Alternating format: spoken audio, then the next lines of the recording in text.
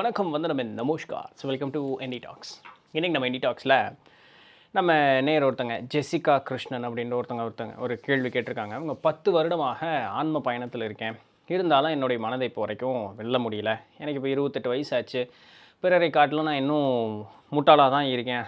I am so stupid than others think அப்படிங்கிறாங்க. என்னுடைய குருவோ இறைவனோ எனக்கு நான் எங்கே போகணும் அப்படிங்கிறது எனக்கு இடம் காட்டி கொடுக்கணும். என்னுடைய மனம் என்கிட்ட நிறையா விளையாட்டு பண்ணிக்கிட்டு இருக்குது. ஸோ என்னுடைய கர்மத்தை நோக்கி என்னை இழுத்துக்கிட்டே இருக்குது. ஸோ நான் அது முடிஞ்ச அளவுக்கு அவாய்ட் பண்ண பார்க்குறேன். இறை உனக்குள்ளே என்ன உணர்த்துதோ அதை இது பண்ணிவிட்டு ஸோ மனம் தூய்மைப்படுத்தப்பட்டு சீக்கிரம் குருக்கிட்டையும் போய் சேருவேன் அப்படின்னு நம்புகிறேன். இதுதான் என்னுடைய ஒரே வழி அப்படின்னு சொல்கிறாங்க. பாருங்கள், இதுலேயே நிறைய குழப்பம் இருக்குது. இது அவங்க சகோதரி ஜெசிகாவுக்கு மட்டும்தான் அப்படி இருக்குமான்னு கேட்டால் கண்டிப்பாக கிடையாது, எல்லாருக்குமே இருக்கும். ஆனால் என்னென்னா, சகோதரி ஒருவேளை நீங்கள் பார்க்குறீங்களான்னு எனக்கு தெரியல, மற்ற மக்களுக்கும் பொதுவாக சொல்கிறேன், உங்களை போட்டு நீங்கள் டார்ச்சர் பண்ணிக்கணும்னு அவசியம் கிடையாது. அவரவருக்கு உண்டான ஒரு பயணத்தில் இருக்கும், அவ்வளோதான். இப்போது எல்லாருமே முக்தி பேர் கண்டிப்பாக அடையத்தான் போகிறோம், இறைவனிடம் போய் சென்று சேர தான் போகிறோம். நமக்குன்னு ஒரு குரு ஒரு கட்டத்தில் வாய்க்கத்தான் போகிறாங்க. இதில் எந்த மாற்று கருத்தும் கிடையாது. அது என்றைக்கு நிகழுமோ அது அன்றைக்கி நிகழும், அவ்வளோதான். அதுலேயும் எந்த மாற்று கருத்தும் கிடையாது. நம்ம இதெல்லாம் இன்றைக்கி தேடி படிக்கிறோம், புரிஞ்சுக்கிறோம் அப்படின்னு சொன்னால், இந்த புரிதலில் கூட நிறைய வேறுபாடு அப்படிங்கிறது இருக்குது இல்லைங்களா? இப்போ அதுக்காக என்ன பண்ணிக்கிறது? எல்லாத்தையும் போட்டு இன்றைக்கி வகுப்பறையில் பாடம் வைக்கிற மாதிரி யார் யாருக்கு என்னென்ன குணாதிசயம் இருக்குது, புரிந்து கொள்ளக்கூடிய அளவு இருக்குங்கிறதெல்லாம் புரிஞ்சிக்காமல் ஒரு வகுப்பறையில் போட்டு எல்லாத்தையும் போட்டு சாத்தி இப்படித்தான் இப்போ புரிய வச்சிடலாமா? ஆன்ம முன்னேற்றம் அப்படி நடக்கிறது இல்லையா? அன்ஃபார்ச்சுனேட்லி. அப்போ என்ன பண்ணலாம்? அவரவர் பயணத்தில் விட்டுற வேண்டியதுதான். அப்படி தான் குருமார்களும் இருப்பாங்க. அப்போ ஒரு தெளிந்த ஒரு நிலை வர்ற வரைக்கும் அவர்களுடைய காட்சி காட்டி கொடுக்க மாட்டாங்க. ஏன்? வந்தாலும் ஒரு பயணம் இல்லை, நம்ம சொன்னால் கேட்க போகிறதில்ல, அவ்வளோதான். மற்றபடி வேறு ஒன்றும் இல்லை. ஆனால் நம்ம வேண்டி நிற்கிறோம், நம்மளுடைய மனசு தெளிவாக இருக்குது, தூய்மையாக இருக்குது அப்படின்னு சொன்னால் ஏதோ ஒரு வழியில் நம்ம செல்வதற்குண்டான நல்ல ஒரு பாதையில் செல்வதற்குண்டான வழியை காட்டிகிட்டே தான் இருப்பாங்க. என்ன அவங்க கூட இல்லை, கொஞ்சம் மானசீகமாக காட்டி கொடுக்குறது அப்படிங்கிறதுனால அது அவ்வப்போது நம்ம தவறு விடுவதற்கு வாய்ப்பு அப்படிங்கிறது உண்டு. ஆனால் ஆக்சுவல் டெஸ்ட்டே அங்கே தான் இருக்குது. இப்போ அதை புரிஞ்சிக்கிட்டு சரியாக நடக்கிற அளவுக்கு நமக்கு மனப்பக்குவம் இருக்கா அப்படிங்கிறதும் ஆக்சுவலாக ஒரு டெஸ்ட்டு. நேரில் வந்தால் தான் அது நடக்கணும்னு அவசியம் கிடையாது. எந்த சூழலாக இருந்தாலும் அது மனப்பக்குவத்திற்கு ஏற்றார் போல் அவங்க ஒரு சூட்சமாக ஒரு வழியை காட்டி கொடுக்குறாங்கன்னா அது புரிந்து கொள்ளக்கூடிய அளவுக்கு உனக்கு அறிவு இருக்கா, பக்குவம் இருக்கா அப்படிங்கிறதையும் பார்ப்பாங்க. அதில் டெஸ்ட்டு வச்சு அவன் பாஸ் ஆகிட்டான்னா இன்னும் முழுசும் திருந்திருக்கணும்னு அவசியம் கிடையாது. ஆனால் அந்த ஒரு டச் பண்ணால் அவன் ரெடி ஆயிடுவான் அப்படின்னு சொன்னால் அந்த நேரத்தில் அவங்க இறங்குவாங்க. சரிங்களா? ஏன்னா அவங்களுக்கு அது கரெக்டான டைம் தெரியும். சொன்னால் கேட்குற இடத்துல அவங்க போனால் தான் பயன், இல்லாட்டி அவங்க போகிறதுல பயன் இல்லை இல்லைங்களா? அவனுக்கு வியாபாரம் இல்லாத இடத்துல கடை விரிச்சு என்ன பயன் இருக்க போகுது? ஒரு பயனும் இல்லை. ஸோ அதனால் இதை நம்மளை போட்டு நம்ம டார்ச்சர் பண்ணிக்கணும்னு அவசியம் கிடையாது. என்னை போல் நீங்களும் உங்களை போல் நான் இல்லை. எனக்கு ஒரு புரிதல் இருக்குமா இருக்கும், அது உங்களுக்கு இருக்காது. உங்களுக்கு ஒரு புரிதல் இருக்குமா இருக்குது, அதுக்கு எனக்கு இருக்காது. இப்போ நம்ம ரெண்டு பேர்த்தில் எப்படி அதை ஒப்பிட்டு பார்க்க முடியும்? ஏன்னா இவங்க அது ஒரு வார்த்தை சொன்னாங்க இல்லையா, பிறர் நினைக்கிற மாதிரி நான் இல்லைன்னு. பிறர் நினைக்கிற மாதிரி நீங்கள் இருக்கவே முடியாதுங்க, ஒரு காலத்தில் இருக்கவே முடியாதுங்க. இப்போ எல்லாருமே நேற்று பதிவு கூட அதை பார்த்தோம். ஒரு ஆன்மீகம்னா இப்படி தான், ஒரு ஞானினா இப்படி தான்னு ஒரு வரையறுக்கிறதுக்கு எல்லாருமே முற்படுறாங்க. ஒழுக்கமானது அப்படின்னு சொன்னால் இதுதான் அப்படின்னு வரையறுக்கிறதுக்கு முற்படுறாங்க. ஆனால் அது அப்படி வரையறுக்க முடியாது. சரிங்களா? பிறருக்கு துன்பம் செய்யாமல் நம்ம இருக்கிற வரைக்கும் அது பிரச்சனை இல்லை அப்படிங்கிறது ஏகமாக பொதுவாக ஒப்புக்கொண்டது. சரி, பரவாயில்ல, பிற உயிருக்கு துன்பம் செய்யாமல் இருக்கலாம். ஆனால் நீங்கள் எல்லா நேரத்துலையும் அப்படி இருக்கும். நீங்கள் போய் எதையும் அடித்து கொல்லணும்னு அவசியம் கிடையாது.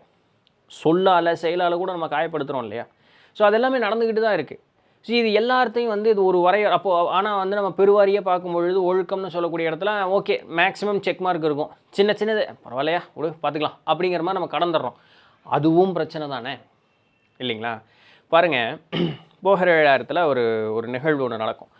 போகநாதர் ஒரு இடத்துக்கு போயிருப்பார். அந்த இடத்துக்கு போனோன்னா அவருடைய ஒரு சீடரை பார்ப்பார். அந்த சீடரை பார்த்தோன்னே டக்குன்னு அந்த சீடர் யார், என்ன, எங்கேருந்து இதெல்லாம் வரக்கூடாது, நீ என்ன அவ்வளோ பெரிய ஆளா, டவால்னு அப்படியே ஒரு டென்ஷன் ஆகி போகநாதர் தான் யாருன்னு சொல்ல வர்றதுக்குள்ளே கல்லா போன்னு சபிச்சிடுவார். போகநாதர் கல்லாயிருவார். இப்படி சொல்ல கல்லாயிருவார். படத்தில் காமிக்கிற மாதிரி இருக்குல்ல, கல்லாயிருவார். அப்படியே அவரோட குரு பார்க்கும்போது புட்டுச்சு செம்ம டோஸ் விழுந்துட்டு, என்ன நீ இது பண்ணிட்டு அப்படின்னா அப்புறம் அந்த சாபத்தை நிவர்த்தி பண்ணி கல்லா மாற்றின இது பண்ணி அவர் இவரே சரி இப்படி தெரியாமல் பண்ணாங்க, இல்லை நான் பரவாயில்லைங்க அதனால அப்படின்னு சொல்லிட்டு போகநாதர் இப்படி கிளம்பிடுவோம். இது ஒரு நிகழ்வு. ஒரு தெளிந்த ஒரு ஞானி, ஒரு சித்தருக்கு சீடனாக இருக்கக்கூடியவருக்கே இந்த ஒரு மனோநிலை இருக்குது. நம்ம அப்படி இருக்காதுன்னு நினச்சிட்டு இருக்கோம் இல்லையா? இருக்குது. நம்ம யார் கூட நீங்கள் ஒப்பிட்டுக்கிட்டு இருக்கீங்க? இப்போ ஒரு சித்தபெருமானார்கிட்ட சீடராக போகிறதுங்கிறதே எவ்வளோ பெரிய விஷயம். அங்கே கூட இன்னும் அந்த ஒரு கோபம் அப்படிங்கிறது அந்த இடத்துல வரத்தான் செய்யுது. அப்போது இந்த உலகம் சொல்லக்கூடிய ஒழுக்க நெறியை வந்து குருமார்கள் பார்க்கிறார்களா, இறைவன் பார்க்கிறாரான்னா இல்லை. அங்கே வேற ஏதோ க்ரைட்டீரியா இருக்குது. இவன் வந்து வேற ஒரு நெறியில் வந்து அவன் கரெக்டாக இருக்கானா அப்படிங்கிறது மட்டும்தான். இவன் சொன்னால் புரிஞ்சிக்கக்கூடிய இடத்துல இருக்கானா, சின்ன சின்ன உணர்வுகளால் ஆட்கொள்ளப்பட்டிருக்கானா, பரவாயில்ல, அதை நம்ம சரி செஞ்சு கொள்வோம். அவனுக்கு நல்லது சொல்லி கொடுத்தா அவன் புரிஞ்சிக்கக்கூடிய அந்த ஒரு தன்மையில் இருக்கான். முன்வினை கர்மம் இருக்குது, அதனால ஏதோ ஒன்று சொன்னால் அவன் புரிஞ்சிக்கக்கூடிய தன்மையில் இருக்கான். சின்ன அப்போ கொஞ்சம் ஒரு சின்ன அவசர புத்தி தான், பரவாயில்ல. அந்த அளவுக்கு வரைக்கும் அவங்க இறங்கி வந்துடுவாங்க. ரொம்ப அடிமட்டத்தில் இருக்கவங்களுக்கு பொறுமையாக சொல்லி கேட்டு இது பண்ண தான் போகுது. அதனால் உங்களை போட்டு டார்ச்சர் பண்ணிக்காதீங்க. சாமி எனக்கு அருள் செய்ய மாட்டேங்குது, குருமார்கள் நான் எவ்வளவோ தேடி போகிறேன், குருமார்கள் கிடைக்க மாட்டேங்கிறாங்க, நல்லவங்க இந்த உலகத்தில் இல்லை, நான் வந்து சொல்லக்கூடிய நான் இருக்கிற மாதிரி வேறு யாருமே இல்லை இல்லையா? நிறைய பேர் அப்படி ஒரு உண்டு. நான் நல்லவங்களாக தான் இருக்கேன், என்னை மட்டும் ஏன் இது பண்ணுறாங்க, எந்த வகையில் நான் நல்லவன்னு அவங்களுக்கு அவங்களே முத்திரை குத்திக்கிறாங்கன்னு எனக்கு வந்து புரிய மாட்டேங்குது. ஸோ இதெல்லாமே வந்து சின்ன சின்ன விஷயங்கள் தான், அப்படி தான் இருக்கிற மாதிரி தெரியும். ஆனால் வாழ்க்கையவே வந்து வேற ஒரு வழிபாதை அமைச்சு நம்மளை ஒரு இடத்துக்கு கூப்பிட்டு போயிட்டுருக்கோம். அப்புறம் அங்கேருந்து ஒரு புரிதலை வாத்தி, ஓ இப்போ நானே இவ்வளோ தப்பு பண்ணுறேன்னா, இவ்வளோ நாள் நான் தான் நல்லவன் சொல்லி எனக்கு ஒரு முத்திரை குத்தி நான் போர்டு பிடிச்சிட்டு இருந்தேன்னா, அதுக்கப்புறம் தான் அப்புறம் திருப்பி டேக் டைவர்ஷன் எடு, திருப்பி பழைய ரூட்டுக்கு வா, இப்படி நிறையா இருக்குது. ஒரு நண்பர் காலையில் ஒருத்தர் ஏதோ ஒரு வீடியோவில் கமெண்ட் போட்டிருந்தார். என்ன போட்டிருந்தார்? டிஎன்பிஎஸ்சி குரூப் எக்ஸாம் எழுதினாராம். அந்த எழுதி பாஸ் பண்ணிட்டாராம். ஆனால் வேலைக்கு போக முடியாத ஒரு சூழல் அப்படிங்கிறது ஏற்பட்டுருச்சு. என்னன்னு சொல்ல, வேலைக்கு போக முடியாத ஒரு சூழல் ஏற்பட்டுருச்சு. நான் அண்ணாமலையாரை தான் முழுக்க நம்பினேன், இனிமேல் எனக்கு சாமியே கும்பிட்றதுக்கே எனக்கு விருப்பம் இல்லை. இது சரியா தவறான்னு என்கிட்ட கேள்வி கேட்குறார். இது என்ன குழந்தைத்தனமான ஒரு கேள்வி இது? நான் அதான் ஒரே வார்த்தை ஒரு ரிப்ளை போட்டுவிட்டேன். நீங்கள் அண்ணாமலையாரை நம்பினேன்னு சொன்னீங்க இல்லையா, நான் பரீட்சை எழுதுனேன், நான் பாஸ் ஆனேன்னு சொன்னீங்களா, நான் வேலைக்கு போகணுன்னு சொன்னீங்களா, இல்லை அண்ணாமலையார் தான் எல்லாத்துக்கும் காரணம்னு சொன்னீங்களா? இந்த நான் சொன்னால் அண்ணாமலையார் நீங்கள் கடிஞ்சிக்கிட்டு என்ன பயன்? நீங்கள் கும்பிட்டா தான் என்ன, கும்பிடலைன்னா தான் அண்ணாமலையாருக்கு என்ன? அண்ணாமலையார்னால தான் நமக்கு புண்ணியம் இருக்குது, நம்மனால அண்ணாமலையாருக்கு புண்ணியம் இல்லை. அதனால் நீங்கள் கடிஞ்சிக்கிட்டியா, சரி பரவாயில்ல. அந்த குழந்தைய சின்னதாக இருக்கும்போது உம்முன்னு வச்சுட்டு இருக்கு தெரியுமா, பெரியவங்களுக்கு தெரியும் அது எத்தனை நேரம் அப்படியே இருந்துட போகுது, அதுக்கு புரிதல் இல்லை, புரிஞ்சுக்கிட்டா சரியாக போயிடும் அப்படின்னு விட்டுருவாங்க பெரியவங்க. அப்புறம் அது கூட நோண்டுவாங்க, சீண்டுவாங்க, விளையாடுவாங்க, அதை சமாதானப்படுத்தி இது பண்ணிக்குவாங்க. சாமி அதே தான் பண்ணும். நம்ம சாமிகிட்ட கடிஞ்சிக்கிறனால சாமிக்கு என்ன போகுது, சிரிச்சுக்கிட்டே பேசாமல் விட்டுரு, அவ்வளோதான்.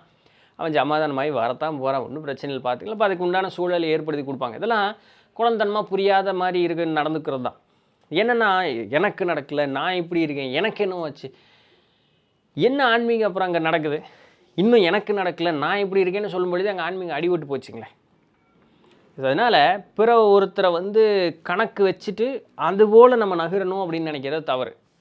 நிறைய செய்திகள் கற்றுக்கலாம், அன்றாட வாழ்வில் நிறைய அனுபவங்களை நம்ம வந்து எடுத்துக்கலாம். ஆனால் நமக்குன்னு ஒரு பாதை இருக்குது, அந்த பாதையில் தான் நம்ம பயணிக்க முடியும். எல்லா அனுபவங்களையும் கூட்டிட்டு நமக்கு எப்படி அதை வந்து பயன்படுத்தணும், அந்த பாதையில் தான் பயணிக்க முடியும்.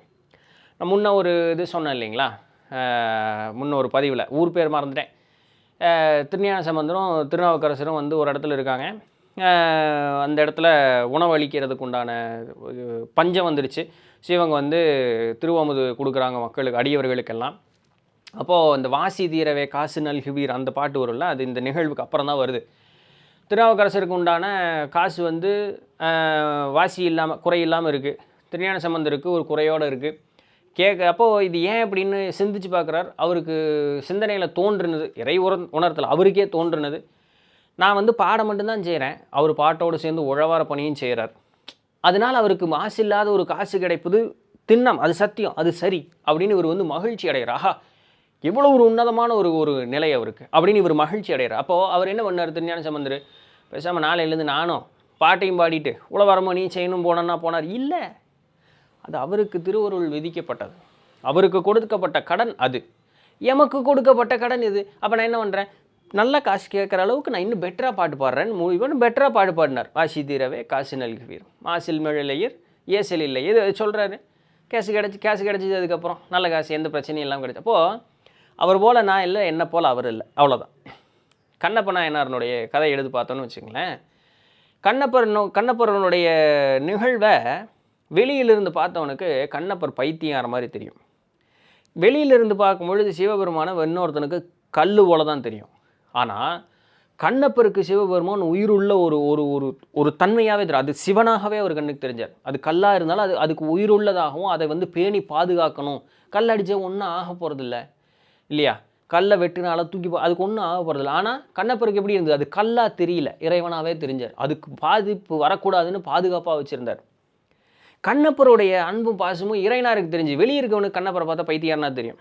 ஆனால் சாமிக்கு அப்படி தெரியலையே. அப்போது கண்ணப்பரனுடைய அன்பு காலத்தியப்பருக்கு தெரியும்.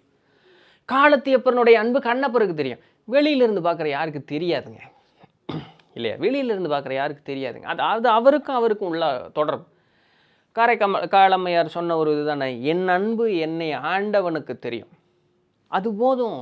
வேற யாருக்கு என்ன தெரிஞ்சு என்ன பயன் இருக்க போகுது? ஒரு பயனும் இல்லை அப்படின்ட்டு அவங்க மட்டும் போயிட்டாங்க. அதனால் மனம் நொந்து கொள்வதற்கோ, நான் ஏன் இப்படி இருக்கேன், நான் இன்னும் முன்னேற்றமே அடையலையே, அதில் பயன் இல்லை. அந்த ஒரு நினப்பு நம்மளுக்கு வந்தாலே நம்மளை நாமளே கீழே தள்ளிக்கிட்டோன்னு அர்த்தம். இறை யாரையுமே கீழே விடுவது இறையினுடைய வேலை இல்லை. நம்ம தான் அதை பிடிச்சிக்கிறதுக்கு தவறு செய்கிறோங்கிறது தான் உண்மை.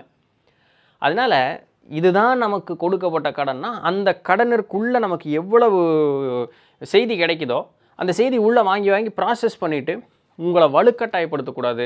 ஒரு கணவன் உண்டா, மனைவி உண்டா, பிள்ளைகள் உண்டா, குடும்ப சூழலுக்குள்ளே தான் நம்ம இருக்கோமா, அதற்குள்ளே இருந்தே நம்மளுடைய முன்னேற்றம் அப்படிங்கிறத பார்த்துக்கிட்டே இருக்கணும். ஆசைகள் அப்படின்னு இருக்குன்னா, ஆசைகள் இருக்குங்கிறது ஒப்புக்கொண்டு அதை முதல்ல அனுபவிக்கிறதுக்கு உண்டான இது பாருங்கள். அனுபவிக்க அந்த ஆன்மா வந்து ஒரு கட்டத்தில் போதும்னு சொல்லும். ஆன்மாவே சொல்லும். ஆனால் ஆசைக்கு இது முற்றே கிடையாது.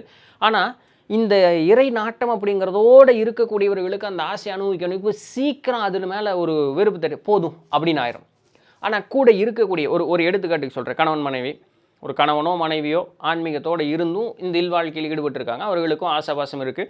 ஒரு நாள் எட்டும் பொழுது அவர்களுக்கு இந்த சராசரி வாழ்வில் ஒரு ஈடுபாடு இல்லாமல் இருக்குது. ஆனால் கூட இருக்கக்கூடிய வாழ்க்கை துணைக்கு இன்னும் அந்த பக்குவம் இல்லை. அப்போ நம்ம என்ன பண்ணலாம்? வாழ்க்கை துணை கண்டாலே வெறுத்தொதுக்கிற மாதிரி பண்ணிடலாமா? இல்லை. அப்போவும் அவர்களுக்கு உண்டான அந்த ஒரு ஆசாவாசங்களுக்கு நம்ம இணங்கி அவர்களோடு இருக்கணும். ஆனால் நம்மளுடைய மனம் சுத்தமாக இருக்கும். இப்போ மனசு தாங்க முக்கியம், உடம்பு பிரச்சனை இல்லைங்க. குடும்பம் குழந்தை குட்டியோடு இருந்தாலும் நீ போனேன்னா என்ன பண்ணுவான், குழந்தை குட்டியை வச்சுட்டு என்ன பண்ணுறதுன்னு அவங்க கேட்டாங்கன்னா உண்மை, என்ன பண்ணுறது. ஆனால் அதுவும் ஒரு பக்கம் வருங்க. முழுசும் எல்லாத்தையும் இது எல்லாமே பொய் மாய் அப்படின்னு எல்லாத்தையும் போதும் அப்படின்னு விட்டுட்டு அவங்க அழுது புரண்டாலும் அதனால் பயன் இல்லை அப்படின்னு சொல்லி இவங்க கிளம்புற ஒரு நாளும் வரும். ஆனால் அது எல்லாருக்கும் வாய்க்கப்பட்டது அல்லங்கிறதையும் புரிஞ்சுக்குங்க. அது எல்லாருக்கும் வாய்க்கப்பட்டது அல்லங்கிறதையும் புரிஞ்சுக்கணும். அப்போ இருந்தும் வாழலாம், விட்டுட்டு போயும் வாழலாம். இது அவங்க பண்ணினாங்கிறதுக்காக நம்ம பண்ணணும் அவசியம் இல்லை. அப்படி பண்ணால் அதுக்கு பேர் முட்டாள்தனம். ஸோ அதனால் எனக்கு இந்த நிலை வரலையேன்னு சொல்லி ஒரு இறைனாரிடம், சாமி எனக்கு நல்லது ஒரு நிலை கொடு, நான் இந்த மாதிரி இருக்குது, மனசு இப்படி இருக்குது, கொஞ்சம் எனக்கு வந்து இது பண்ணி கொடு அப்படின்னு சொல்லி சாமிகிட்ட தான் வேண்டணும். பிற ஒருத்தருக்கிட்டையும் அதை பற்றி பேசவே கூடாது. அதில் பயன் இல்லை. நல்லா புரிஞ்சுங்க, அதில் பயன் இல்லை. குருக்கிட்ட பேசி அழுது புலம்பு எதாவது பயனா? குருவுக்கு ஆல்ரெடி தெரியும். அப்போ அவர் நிலையை எய்துவதற்குண்டான வழியை காமிச்சு குடிச்சிட்டு அவர் கிளம்பிடுவார். இப்போ நிலை எய்தனுமே, அந்த பயிற்சி செஞ்சோடனே குரு சொன்னார், வழிகாட்டினார், ஒன்று உட்கார்ந்தோம் டொய் அப்படின்னு எல்லாம் நடந்துடுமா? நடக்காதே. முயற்சி பண்ணணுமே. அப்போ அந்த முயற்சி, அந்த பயிற்சிக்கு தான் அவர் வழி கொடுத்தார். முயற்சி நம்மகிட்ட தான் இருக்குது. அந்த முயற்சி செய்யக்கூடிய காலத்தில் அது நடக்க மாட்டேங்குதே அப்படின்னு சொல்லக்கூடிய ஒரு வேதனை இருக்குல்ல, அது யாருக்கிட்ட கொண்டே கொட்டா? சாமி ஒன்று தான் வழி. அப்போ எங்கே போனாலும் எனக்கும் சாமிக்கும் இங்கே மட்டும்தான் அந்த இடத்துல ஒரு பந்தம் இருந்துக்கிட்டே இருக்குது. வேறு யாருமே இதற்குள்ளே வரவே மாட்டாங்க, வர முடியாது, வேறு வழி இல்லை, வேறு யாரும் விளக்கம் சொல்ல முடியாது. அப்போ அந்த ஒரு நிலையை அங்கே மட்டும்தான் அந்த பந்தத்தை வச்சுக்கிட்டே இருக்கும்பொழுது ஒரே வழி, வேறு யார்ட்டையும் பேசி பயன் இல்லை. சரிதானுங்களே? ஸோ அதனால் புலம்புறதுனாலையோ இல்லை ஏதோ ஒரு நினப்பை மனசில் வச்சுக்கிட்டு இருக்கனால இப்படி நடக்க மாட்டேங்குது, அது நடக்க மாட்டேங்குது 4 பேர் சொல்கிறதுனால ஒரு பயனும் இல்லை. உங்களை நீங்களே கீழே தள்ளிக்கிறதுனாலையும் ஒரு பயனும் இல்லை. ரைட்? ஸோ இதான் இன்றைக்கி உண்டான பதிவு. புரிஞ்சிருக்கும், இன்ஃபர்மேட்டிவாக இருந்திருக்கும் அப்படின்னு நம்புகிறேன். நாளைக்கு வேறு ஏதாவது ஒரு சுவாரஸ்யமான செய்தியில் சந்திப்போம். அதுவரையும் தொடர்ந்து இணைந்தவர்கள் நான் உங்கள் இடத்துல இருந்து நன்றி.